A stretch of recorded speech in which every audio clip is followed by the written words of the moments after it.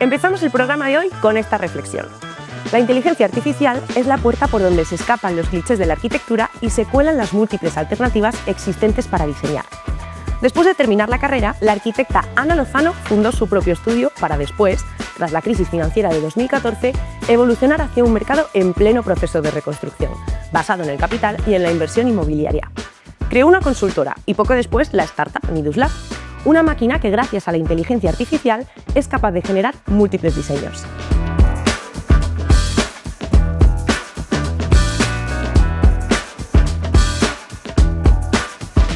Hola Ana, muchas gracias por acompañarnos hoy aquí, estamos encantados de que hayas venido hoy. Y bueno, para empezar, te quiero preguntar cómo una arquitecta pasa de fundar su propio estudio a crear una startup como NidusLab, que tras pasar por Lanzadera, la aceleradora de startup de Juan Roy, no para de recoger premios. Bueno, menudo comienzo. Gracias, Alba, muchísimas gracias. Estoy encantada de estar aquí y sobre todo en una sesión que va para los jóvenes, ¿no? Que queremos darles muchos ánimos. Al final las cosas yo creo que ocurren porque tienen que ocurrir, ¿no? Entonces, en la personalidad de yo personalmente, que he tenido siempre una inquietud y que siempre me ha gustado intentar aportar valor. Y aunque la arquitectura es mi vocación y es mi pasión, me di cuenta que el sector necesitaba ese empujoncito hacia la tecnología para también ser capaces de ser mucho más eficientes y aportar mucho más valor a una sociedad que ahora mismo se enfrenta a tres retos fundamentales, ¿no? Que son la sostenibilidad, la industrialización y sobre todo esta cuestión de la necesidad de vivienda. Entonces, el salto visto así parece un poco exagerado, pero en realidad se produce de una manera muy natural. ¿Y tú tenías experiencia previa en cuanto a temas de digitalización, tecnología? Pues la verdad es que no, siempre había tenido una enorme inquietud y siempre estás como intentando estar atenta a lo último, ¿no? Yo recuerdo además cuando empecé la carrera que todavía, por supuesto, yo empecé la carrera todavía trabajando y dibujando a mano y formé parte en primer curso de un proyecto piloto donde un seleccionado grupo de alumnos nos expusieron a las primeras versiones de AutoCAD, que además los que nos van a oír no se van a enterar de lo que era, pero es que si se pueden imaginar que no teníamos ni siquiera ratón, que la primera versión de AutoCAD era por teclado, funcionaba en MS2, Windows todavía ni siquiera existía como entorno, y yo creo que eso me inoculó tal vez esa especie de inquietud, ¿no? Por ver cómo podíamos estar continuamente mejorando los procesos a través de la tecnología. Ahora, para conocer un poquito más tu proyecto, cuéntanos así, súper breve, súper directo, ¿qué es NidusLab y cómo piensa? Me encanta lo de cómo piensa, ¿no? Porque nos remite al concepto más intrínseco de que detrás de una inteligencia artificial hay una inteligencia humana.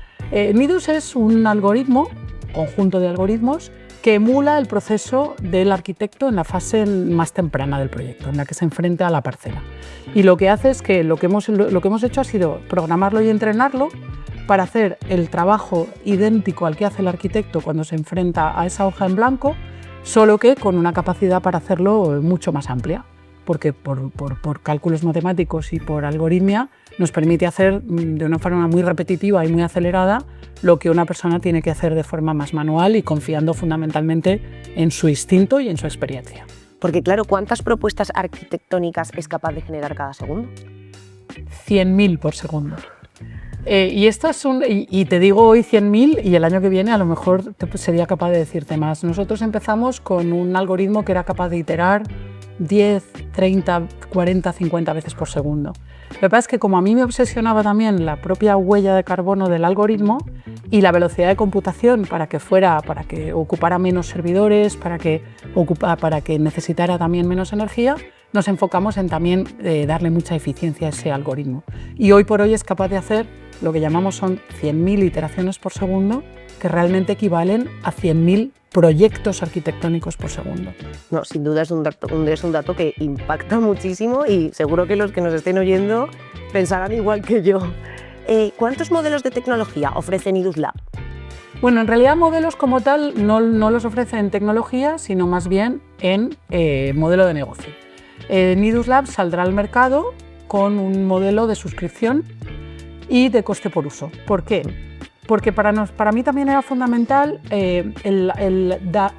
no caer en de repente que solo las grandes compañías tuvieran acceso a esta gran revolución tecnológica.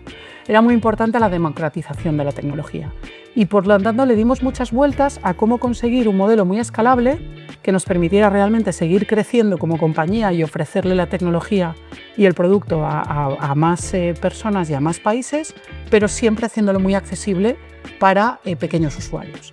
Entonces, al final apostamos por este modelo híbrido entre la suscripción y el coste por uso, de tal manera que el gran usuario tendrá un coste mayor y el pequeño usuario podrá asumirlo como un coste absolutamente convencional dentro de su cadena de valor.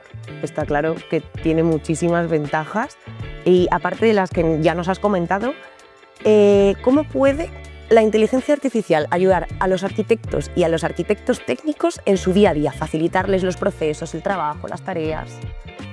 Pues de forma radical. En realidad, fíjate, nosotros lo que nos hemos enfocado mucho es en construir una herramienta basada en inteligencia artificial que se ocupara sobre todo de los procesos repetitivos, tediosos y que no aportan valor. Yo siempre pienso y siempre defiendo que esta Nidus no va a sustituir de ninguna manera a los arquitectos, sino todo lo contrario. Les va a permitir hacer mucho más agradable su trabajo, ser mucho más creativos, lanzarse realmente en exploraciones de proyectos mucho más amplias, porque la parte trabajosa, tediosa, de prueba y error, que además es puro coste hundido y que a veces no está reconocida, se va a ocupar la tecnología de ella. Y por lo tanto le vamos a permitir a los arquitectos que de verdad dediquen su tiempo a lo que hacen bien y a lo que les gusta, sobre todo. Esa es otra de las preguntas que quería hacerte, porque al final a mucha gente cuando oye inteligencia artificial o sabe que facilita muchos procesos, por ejemplo, hablo del periodismo a lo mejor que es mi sector, mucha gente tiene miedo, puede dar vértigo esta herramienta que facilita tanto. ¿Qué le dirías a esa gente que quizá tiene un poquito todavía de vértigo, de miedo y le causa rechazo usar inteligencia artificial en sus puestos de trabajo? Bueno, pues lo primero yo te diría que a mí me gusta hablar de tareas y no de trabajos, ¿vale? Entonces, esa diferencia es importante, no lo parece, pero es muy relevante, porque al final los trabajos desempeñamos tareas, pero los trabajos son funciones, son roles. Y estos han evolucionado muchísimo a lo largo de la historia, lógicamente, ¿no? Con la sociedad.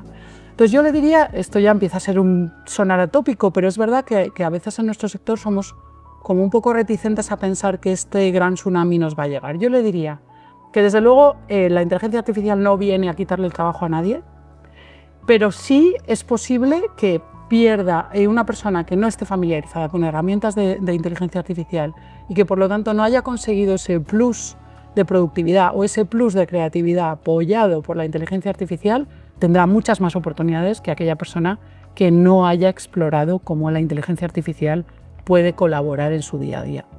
Y por otro lado, también creo que hay un elemento muy importante y es que la inteligencia artificial nos tiene que servir para dedicarle tiempo a las cosas que de verdad nos gustan, fuera incluso del trabajo. O sea, tenemos que ser más productivos, pero no para trabajar más horas, sino porque nuestra capacidad y nuestro aporte de valor se nutre de todo lo que hacemos fuera del horario de trabajo.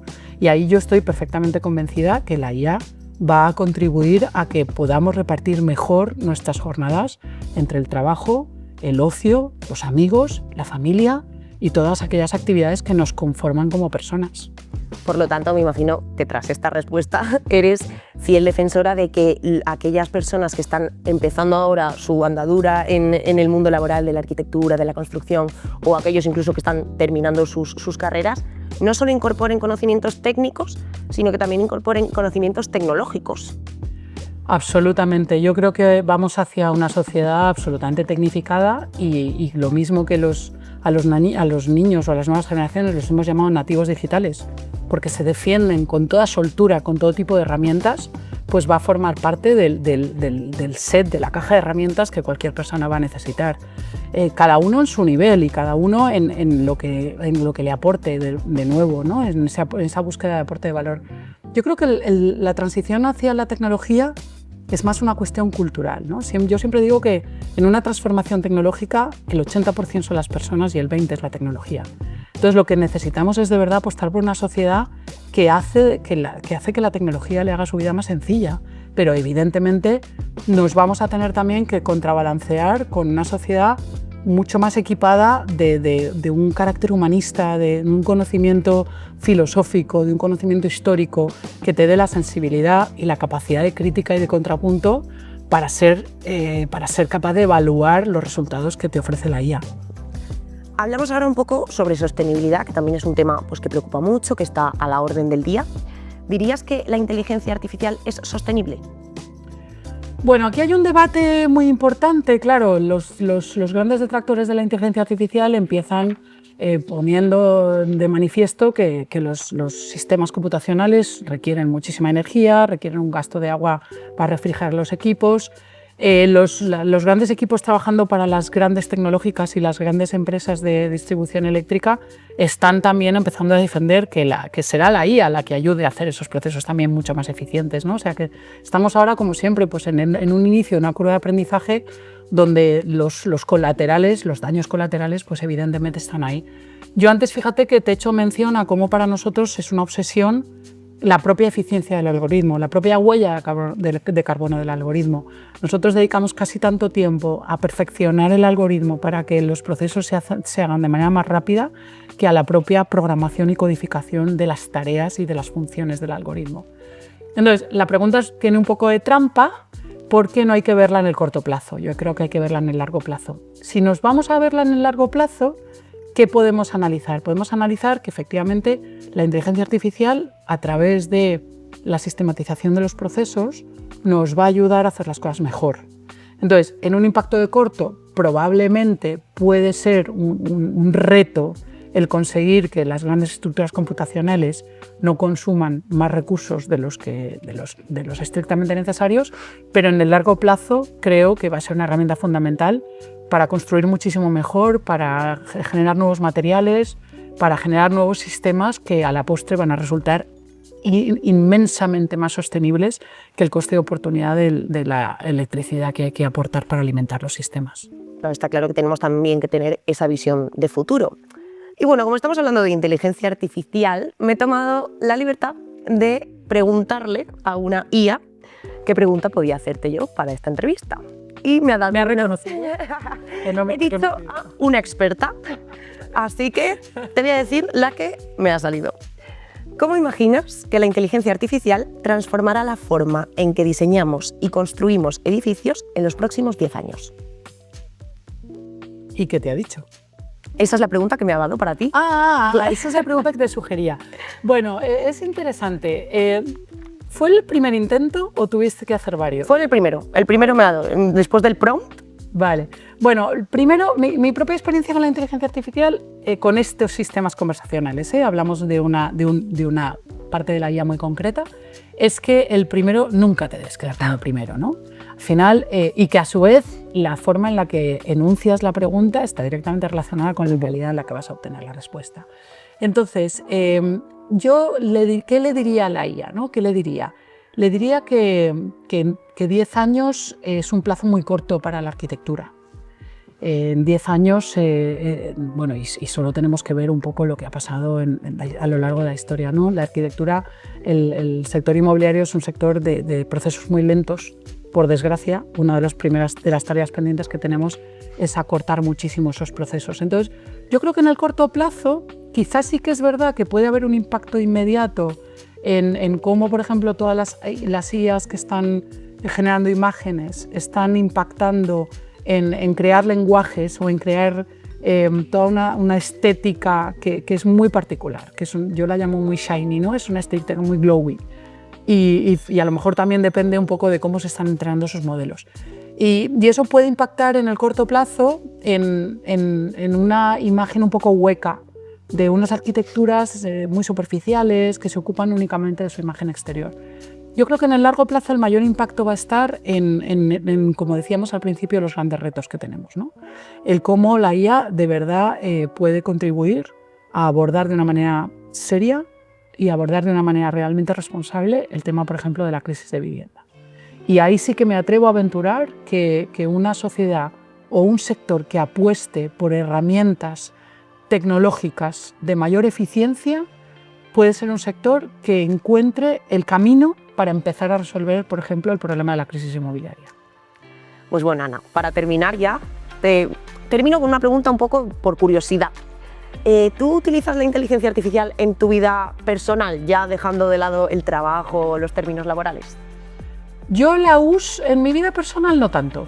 La verdad es que confieso abiertamente que comparto una cuenta de pago con mis 3 hijos varones y es muy gracioso porque a veces me encuentro en el historial de consultas pues todo tipo de preguntas relacionadas pues desde los ingredientes que pueden adquirir en el supermercado y cómo generar recetas healthy con un número de calorías y una distribución proteica de no sé qué, hasta sugerencias de visitas. Tengo mi hijo el mediano haciendo un Erasmus en Italia y no ha dejado una piedra sin remover a 500 kilómetros a la redonda y entonces me encuentro como de repente le pide sugerencias o incluso otro de mis hijos que le prepara unas tarjetas, si me oye me mata, unas tarjetas súper amorosas y súper dulces a su novia, de la que vive ahora alejada por motivos de estudios, o sea que curiosamente son esos 3 jóvenes de entre 19 y 24 años los que han incorporado la IA a su vida personal, al igual que la han incorporado también a sus estudios y a su vida profesional. Yo quizá me limito únicamente al contexto más profesional. Está claro que es que ya está en muchísimos ámbitos de nuestra vida y que vamos a tener que seguir muy de cerca los cambios que va a ir haciendo en todos los sectores. Así que, Ana, pues muchísimas gracias por esta charla, nos ha encantado tenerte aquí, ha sido un placer. Igualmente, muchísimas gracias. Y hemos tenido también como invitado a ChatGPT.